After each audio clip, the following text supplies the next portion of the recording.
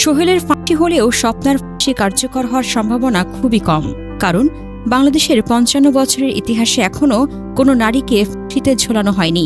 তবে এটাও সত্য, যদি সব আইনি ধাপ অতিক্রম করে একদিন স্বপ্না আক্তারের মৃত্যুদণ্ড কার্যকর হয়, তাহলে সেটি হবে বাংলাদেশের ইতিহাসে এক নজিরবিহীন ঘটনা। কারণ স্বাধীনতার পর প্রথমবারের মতো কোনো নারী আসামির ফাঁসি কার্যকর হওয়ার ইতিহাস তৈরি হবে তখন। বর্তমানে দেশের বিভিন্ন কারাগারে রয়েছেন অন্তত ৯২ জন মৃত্যুদণ্ডপ্রাপ্ত নারী বন্দী, কিন্তু স্বাধীনতার পর এ পর্যন্ত ৪৪৫ জন পুরুষের মৃত্যুদণ্ড কার্যকর হলেও একজন নারীরও ফাঁসি কার্যকর হয়নি। ফলে রামিসা মামলার রায় নতুন করে সেই পুরনো প্রশ্ন সামনে এনে দিয়েছে, স্বপ্না আক্তার কি বাংলাদেশের ইতিহাসে প্রথম নারী হবেন যার ফাঁসি কার্যকর হবে? আইনজ্ঞরা বলছেন, এখনই সেই সিদ্ধান্তে পৌঁছানোর সুযোগ নেই, কারণ নিম্ন আদালতের রায় মানেই ফাঁসি কার্যকর নয়। বাংলাদেশের আইন অনুযায়ী মৃত্যুদণ্ড কার্যকর হওয়ার আগে দীর্ঘ বিচারিক প্রক্রিয়ার মধ্য দিয়ে যেতে হয়। প্রথমে মামলাটি উচ্চ আদালতে ডেথ রেফারেন্স হিসেবে যাবে, এরপর হবে শুনানি, তারপর আসবে আপিলের সুযোগ। আপিল নিষ্পত্তির পরেও রয়েছে রিভিউ আবেদন করার সুযোগ। সবশেষে রাষ্ট্রপতির কাছে প্রাণ ভিক্ষা চাওয়ারও সুযোগ থাকে। এই দীর্ঘ আইনি প্রক্রিয়া শেষ না হওয়া পর্যন্ত কোনো মৃত্যুদণ্ড কার্যকর হয় না। বাংলাদেশের বহু আলোচিত মামলায় নারী আসামিরা মৃত্যুদণ্ড পেয়েছেন, কিন্তু শেষ পর্যন্ত তাদের কারো ফাঁসি কার্যকর হয়নি। উদাহরণ হিসেবে রয়েছে রিফাত শরীফ মামলায় আলোচিত আসামি আয়েশা সিদ্দিকা মিন্নি। ২০২০ সালে তাকে মৃত্যুদণ্ড দেওয়া হয়েছিল, কিন্তু তিনি এখনও কারাগারে আছেন এবং আইনি প্রক্রিয়া চলমান।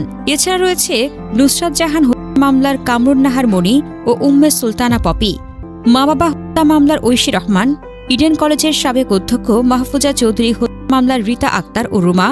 এদের সবাই মৃত্যুদণ্ডপ্রাপ্ত, কিন্তু কেউই ফাঁসির মঞ্চে পৌঁছায়নি। কেউ আপিলের অপেক্ষায়, কেউ উচ্চ আদালতের শুনানির অপেক্ষায়, আবার কারো মামলা এখনও নিষ্পত্তি হয়নি। বর্তমানে দেশের সবচেয়ে বেশি মৃত্যুদণ্ডপ্রাপ্ত নারী বন্দী রয়েছেন গাজীপুরের কাশিমপুর কেন্দ্রীয় মহিলা কারাগারে। সেখানে ৫৪ জন নারী মৃত্যুদণ্ডপ্রাপ্ত বন্দী রয়েছেন, কিন্তু অবাক করার মতো বিষয় হল, সেই কারাগারেই কোনো ফাঁসির মঞ্চ নেই। কারা কর্মকর্তাদের ভাষ্য অনুযায়ী, যেহেতু বাংলাদেশে কখনো কোনো নারীর ফাঁসি কার্যকর হয়নি, তাই মহিলা কারাগারে ফাঁসির মঞ্চ নির্মাণ করা হয়নি। তাহলে প্রশ্ন হল, নারী আসামির ফাঁসি কার্যকর হয় না কেন? এক্ষেত্রে আইনজ্ঞ ও সংশ্লিষ্ট কর্মকর্তারা কয়েকটি কারণ সামনে এনেছেন। এর মধ্যে একটি হল, উচ্চ আদালতে অনেক ক্ষেত্রেই নারী আসামির মৃত্যুদণ্ড কমে যাবজ্জীবন হয়ে যায়। এছাড়াও রয়েছে দীর্ঘ আপিল ও রিভিউ প্রক্রিয়া, মানবিক ও সামাজিক বিবেচনা, বিচারিক ধীরগতি ইত্যাদি। এছাড়া আন্তর্জাতিক মানবাধিকার সংস্থাগুলোর চাপ ও গর্ভবতী নারীর মৃত্যুদণ্ড কার্যকরে আইনি বাধাও এর বড় কারণ। ফৌজদারি কার্যবিধির ৩৮২ ধারা অনুযায়ী গর্ভবতী নারীর মৃত্যুদণ্ড কার্যকর করা যাবে না। অন্যদিকে ৪৯৭ ধারায় নারী আসামিদের জামিনের ক্ষেত্রেও বিশেষ বিবেচনার সুযোগ রয়েছে। প্রতিবেশী ভারতেও স্বাধীনতার পর কোনো নারীর ফাঁসি কার্যকর হয়নি।